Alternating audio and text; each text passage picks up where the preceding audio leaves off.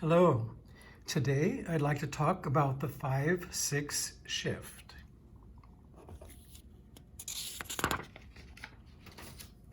So I think we should talk about larger scale trajectories of harmony. So if I'm in C major, the tonic going to the dominant is a central feature of almost any entity of tonal music. The dominant might be a goal, it might proceed to the tonic, something else might happen in there, but getting from the tonic to the dominant is certainly one of the most essential skills that anyone composing tonal music would do. You could go 1 to 5 directly, but usually something happens in there. Now, there's going to be another video on surge. So what I'm going to present now actually indicates 2 different things that typically happen. One of them would involve a supertonic root, and one of them would involve a subdominant root. So there's something symmetrical about this. We're dividing a fifth into a second plus a fourth in either order. Now, the 2 processes that I'm talking about in these 2 videos would happen here. This video is about the 5-6 shift, and it is used to go up a step. So you might put a 5-6 shift in between the tonic and the supertonic. You might put a 5-6 shift in between the subdominant and the dominant.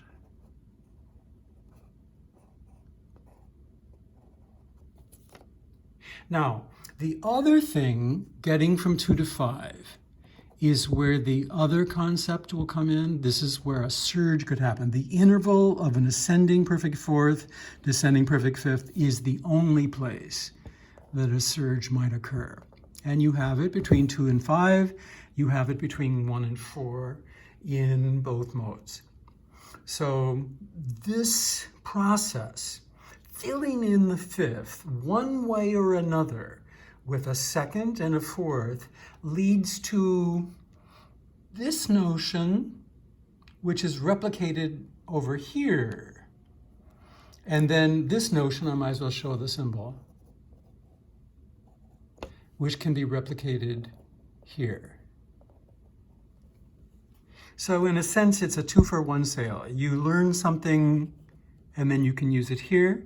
You learn something, you can use it here. Okay, so we'll deal with both of them. Now, there's something I want to debunk right away.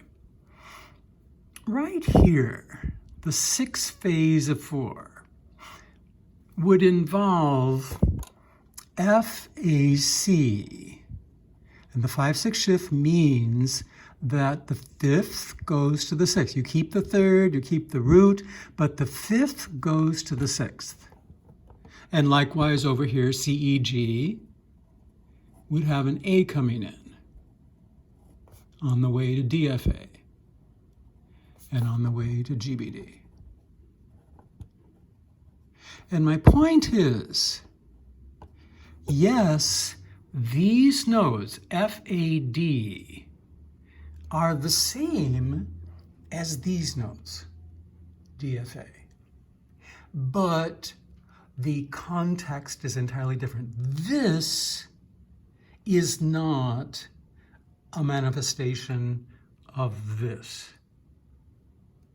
What's happening is that this larger interval of a fifth can be divided at the 2nd scale degree or at the 4th scale degree. Okay, so this too is equally viable to 4 as the principal intermediary between the tonic and the dominant. Now, these chapters won't deal with the median per se. That's another way you could fill in the 5th, but the supertonic, the subdominant are both ways that composers frequently fill in the fifth. If it's the supertonic, you may have a 5-6 shift here. If it's the subdominant, you may have a 5-6 shift here. Okay. Probably this event is generated by the problem of having perfect fifths, C, G, D, A. And so, I mean, way back,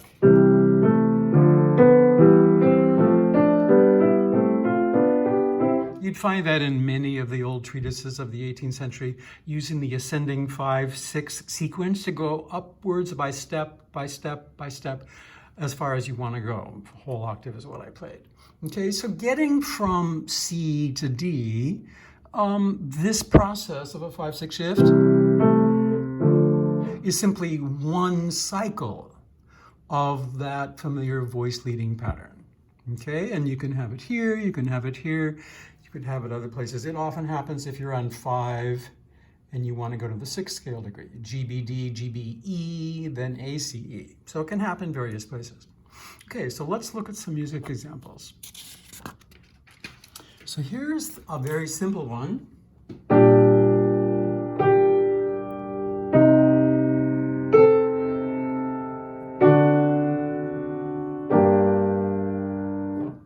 Now, we start after the opening tonic, apparently. This is the tonic in 6-3 position. So we just have a little snippet, and this is a piece I don't know. But we're on a tonic. This is the first entity of a progression that goes to the subdominant. And after the subdominant, there's a dominant. We're in the minor mode, so it's not surprising that the dominant has shifted to major quality and then to the tonic. So this is the essence. Tonic, intermediary, dominant, tonic. Now, the place you might expect to find a 5-6 shift is between stepwise related events. And 4 to 5 is where that happens. Now, it's going to get a little more complicated when chromaticism comes in, but my point of view is that if the only thing that happens is that the G shifts to A, I find this a totally adequate harmonic analysis. You don't need a Roman 2. Now, we will use 2 sometimes. I'll show you later in the surge video. But for now, the tonic prolonged for a measure, the subdominant with the shift, the dominant, the tonic. To me, that shows you what you need to know.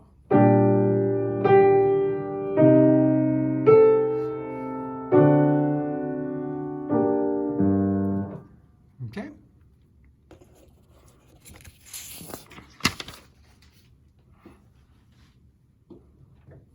Beethoven.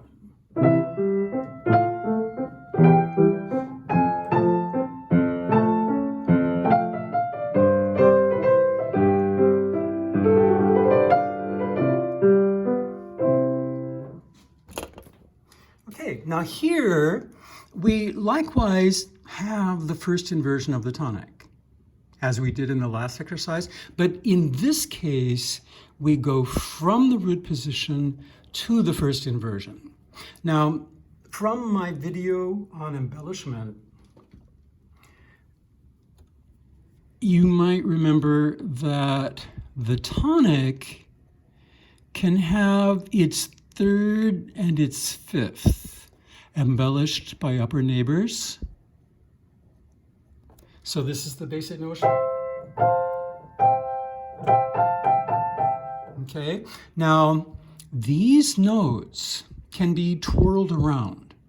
So C, F, and A could have C here, F here, A here.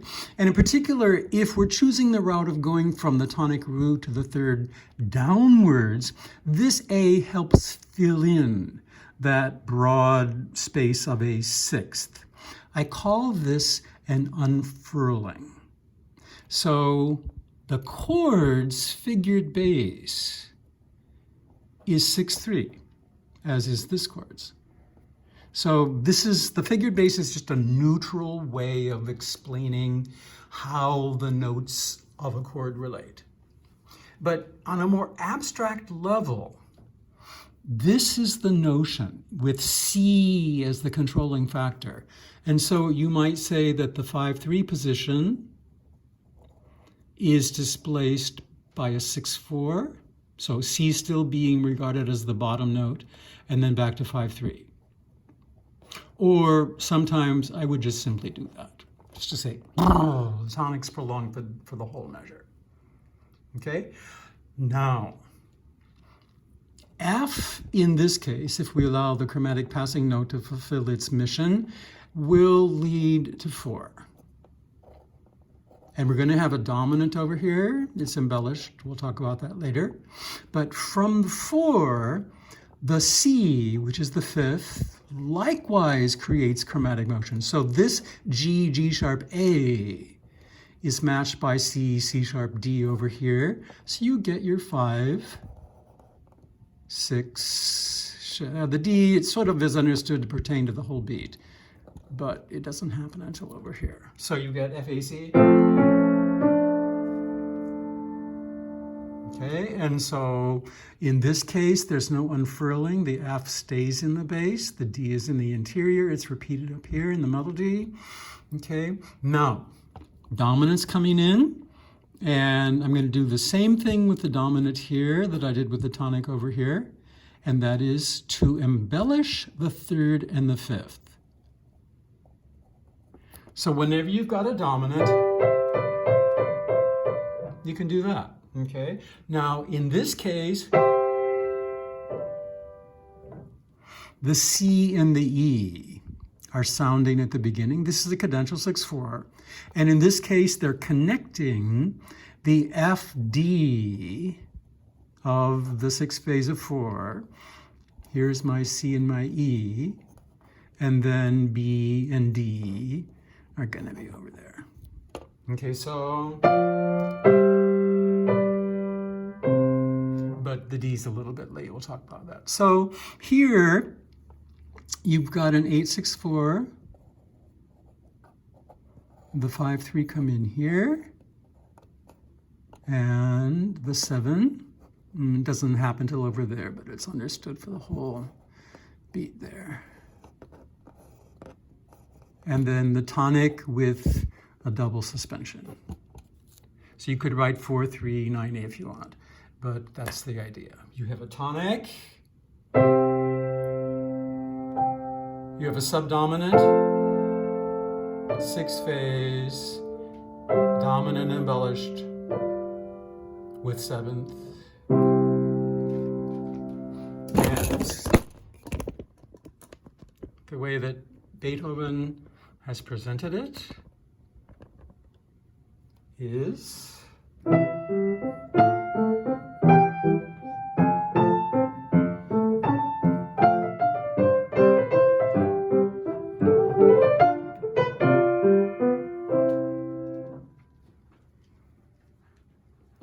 And the point is, even though there are lots of different chords, they boil down to tonic, intermediary, dominant, and tonic. If you give every one of these things a label, tonic, subdominant, tonic, subdominant, supertonic, tonic in 6/4 position, dominant, tonic, you get all this gobbledygook, but you don't get the essence. The essence is 4 things. And so by using this Arabic 6 rather than yet another label, by using 6/4 relating to the dominant instead of a tonic label, you can see how the whole thing builds from a very common sort of trajectory. In this case, 4 as the intermediary between 1 and 5, 2 being another likely scenario. So, Berlioz.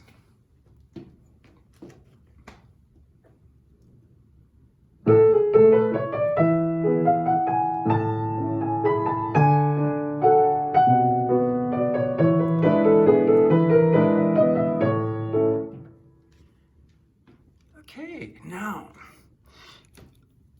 one of the other models in the video about embellishment is lower neighbors of the tonic. And so in this measure, while we're still establishing the tonic, there is a manifestation of this chord, E, G sharp, B, with E in the bass. So this chord has been unfurled into the 5-3 position, but essentially 3 measures of tonic. The 4 comes in here. We're on our way to 5. And the 5 has a 7th. Prolonged for 2 measures. It's going to 1. So you see, we're playing again with one of our very familiar sorts of strategies. That between the tonic root and the dominant root, the subdominant could be the intermediary. Okay? Now, if you've got 4 and you've got 5, then you need to be on the lookout for that. It's unfurled, B is in the bass, but the idea is tonic, subdominant, dominant 7th,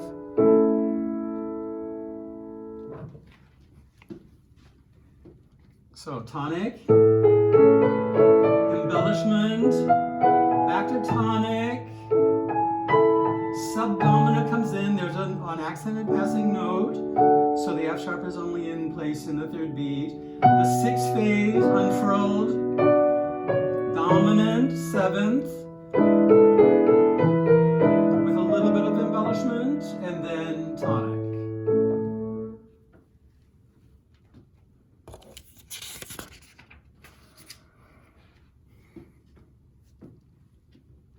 So the G is the tonic.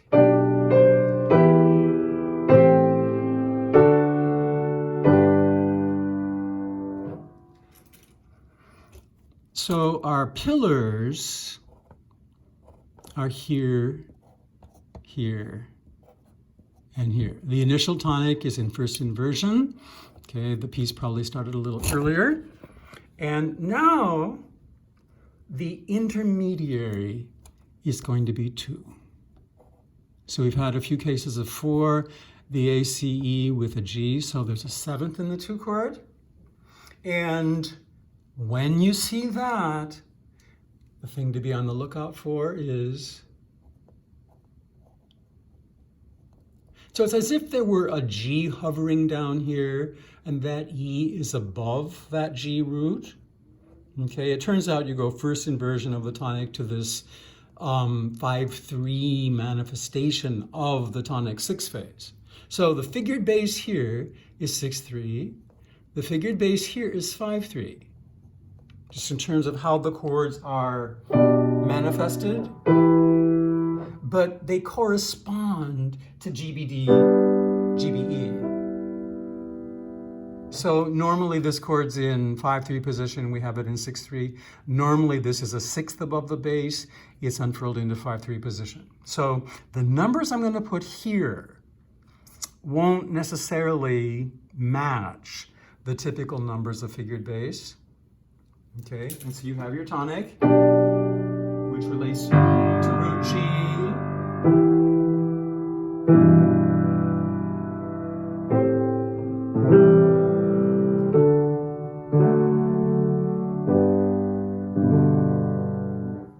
So this is a little bit abstract, but the purpose of an abstraction is to see how different things actually are the same underneath. Okay, so you can present the tonic in a different inversion. You can take the 6th phase and put it into 5/3 position. We'll see in a moment you can add another note. So when the 5 goes to 6, you can keep the 5, so you have a dissonance. You don't have to have a 7th on the 2. You might have a 7th on the 5. So there's lots of little shifts, twitches that you can make in these various chords to create modifications, but the basic concept is that the supertonic is the main event between tonic and dominant, the intermediary, and then if you're going to go up a step from root to root, the 6th phase is the thing you might expect to have in the middle.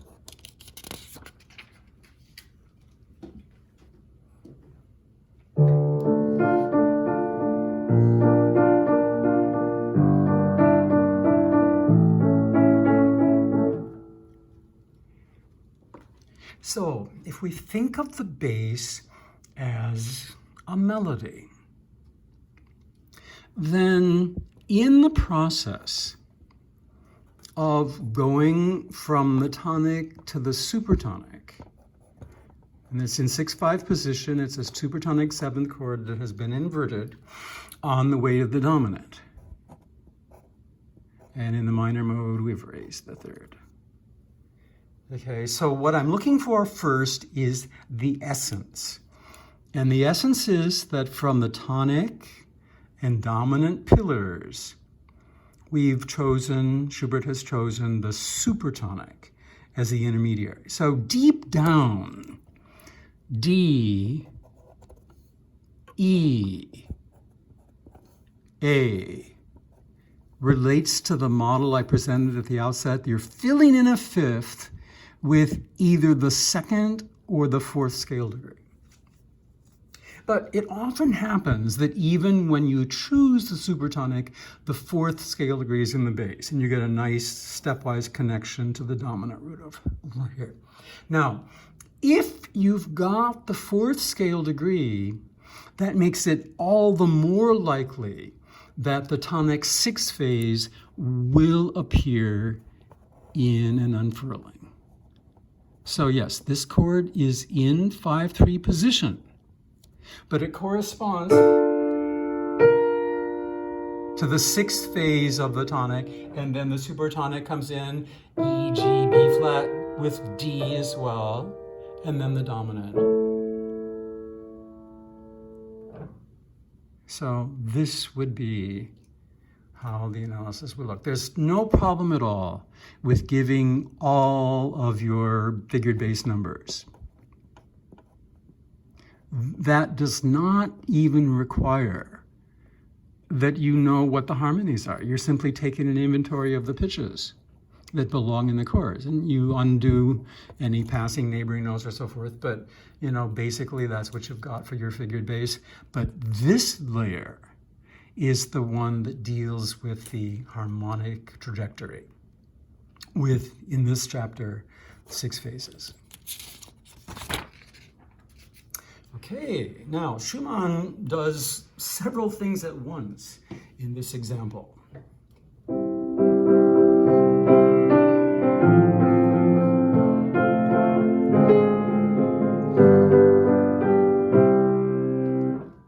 Okay, now this is similar to the last one in that the subdominant root occurs.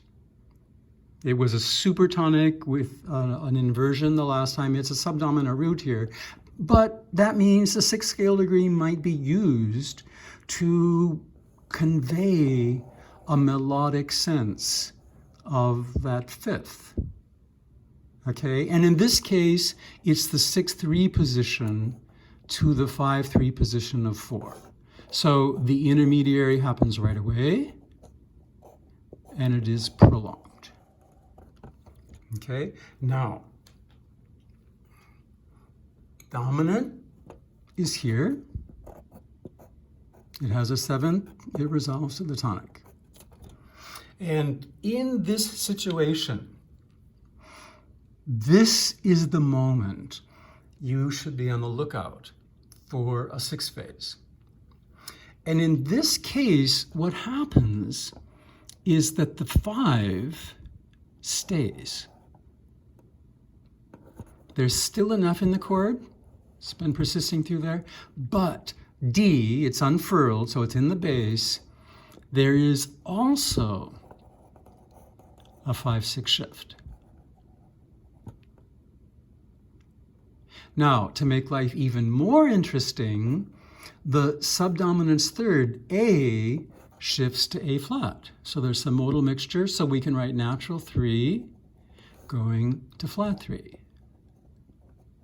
above the root. Whenever I'm doing Arabic numerals to the right of a Roman numeral, they are in relationship to this Roman numeral's root. So they're beside. Like if a chord's lowered root, like a Neapolitan chord, it's going to have an accidental on the left. But if the third, fifth, seventh, anything else is altered, it's going to be on the right. So the A is the natural, the diatonic third of root F. It shifts to A flat. The C persists, it's still there. And then another C is understood to go to D. It's in the bass this time. We got this. You have F, A, C. F, A flat, C, D. And it would look like that. And then this chord's figured bass would be 7, flat 3.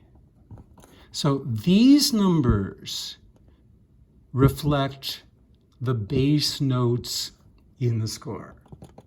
These numbers reflect the relationship with the root. Okay, and you've got all sorts of problems if you try to merge those two together. The most notorious is the cadential 6/4 versus the tonic and second inversion. So what I've decided to do is to simply keep these two notions separate. If the Arabics are here, they relate to root of 4. If Arabics are here, they relate to the bass. If you do that, you'll know what this means. This 6/3 will never be confused with a 6-phase chord because it's here, it's not here. This is the 6-phase chord because it's here. So finally,